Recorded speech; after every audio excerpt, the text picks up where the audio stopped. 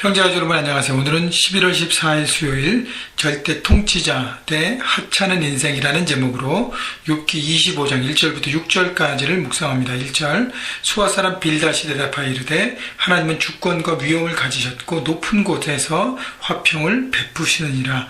자, 빌닷은 여전히 자기 고집을 꺾지 않고 욥에 대해서 이해하고 그를 위로하려고 생각하지 않고 계속적으로 똑같은 자세로 욥 너가 죄를 지었기 때문에 고난받고 있는 것이고 빨리빨리 회개하고 돌아와야 이 모든 것이 해결된다고 얘기하면서 하나님의 주권과 다스림에 대해서 강조합니다. 자, 하나님의 주권과 다스림에 대한 그 얘기 자체로만은 귀한 말씀이에요. 자, 하나님이 주권과 위엄을 가지셨다는 것은 하나님의 다스리심이 이 전 세계 안에 있다는 것이, 우리가 사는 모든 삶의 현장 가운데 하나님의 다스림이 있고 높은 곳에서 화평을 베푸시는 것은, 화평은 평화, 결국 질서를 얘기합니다. 영어 성경에는 질서를 얘기하는데 하나님께서 질서를 세우시고 그리고 질서 가운데 이 땅을 다스린다는 것이죠. 그래서 평화의 히브리어 샬롬은 모든 것이 제자리에 있을 때 질서가 잡힌 것을 얘기하고 있습니다. 자, 그렇기 때문에 하나님께서 우리의 삶의 질서가 잡혀지기 원한다는 것이, 그때 주님의 평강을 주십니다. 우리 삶의 질서라는 것은 하나님이 우리의 삶의 주인 되셔야 하는 것이죠.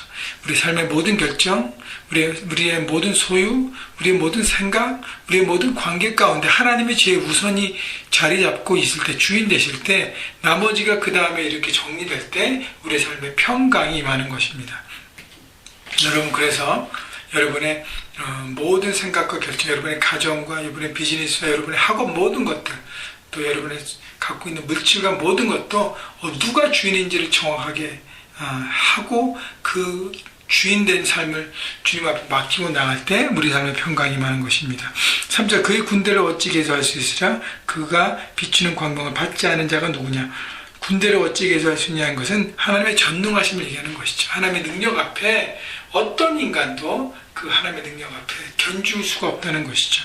또 인간이 뭐 강하고 의롭고 선하다 하더라도 하나님의 비추는 빛을 받지 않고 살아가는 사람은 아무도 없다는 것입니다. 사람들이 자기의 능력이 있고 하나님이 필요 없고 자기 마음대로 살아가지만 햇빛이 없지, 주님이 주신 그 빛이 없이 살아갈 수 있는 사람은 아무도 없다는 것이죠. 4절 그런즉 하나님 앞에서 사람이 어찌 의롭다 하며 여자에게서 난 자가 어찌 깨끗하리 하랴. 자, 여기까지는 좋은데, 그러면서 정죄하는 것을 목적으로 두는 이 진리를 가지고 정죄하는 것에 사용하는 이 빌닷의 문제가 있다는 것이죠. 사람이 하나님 앞에 의롭고 깨끗하지 않습니다. 더러워요. 거룩하지 않습니다. 그거는 사실이에요. 그러나 예수 그리스도의 십자가가 있기 때문에 우리 모두 거룩하고 존귀한 하나님의 자녀가 되었습니다. 자, 그렇기 때문에 사람을 정죄하는 것은, 사람이 사람을 정죄하는 것은 하나님의 뜻이 아니라 마귀의 뜻인 것입니다. 그렇기 때문에 우리 모두 다 죄인이에요. 누가 누구를 정죄할 수 있습니까? 자, 그렇기 때문에 여러분 주변에 있는 사람들의 잘못을 바라보고 사랑하는 마음으로 권면하는 것은 필요하지만 정죄의 마음으로 하지 마십시오. 그리고 기도하고 그가 하나님 앞에 온전히 설 수 있도록 충고하십시오. 5절 보라, 그의 눈에는 달이라도 빛을 발하지 못하고 별도 빛나지 못하고는 아무런 빛이 없는 삶이 된다는 것이죠. 죄인이기 때문에. 6절 하물며 구더기 같은 사람, 벌레 같은 인생이라.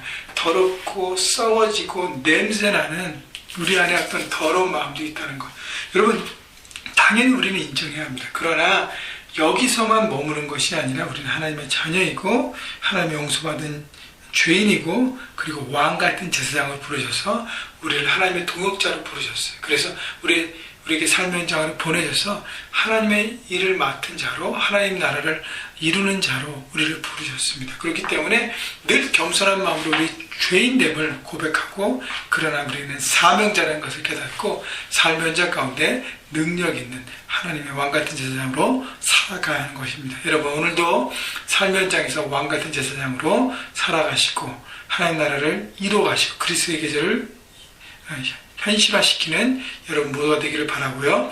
감사 주간을 또 보내고 있습니다. 여러분, 오늘도 한 가지 일, 또 한 사람에게 감사를 표현하고 하나님 앞에 감사의 기도를 드리며 full of 감사로 오늘도 살아가시는, 그래서 행복함을 누리시는 여러분 모두가 되시기를 주님의 이름으로 축원합니다.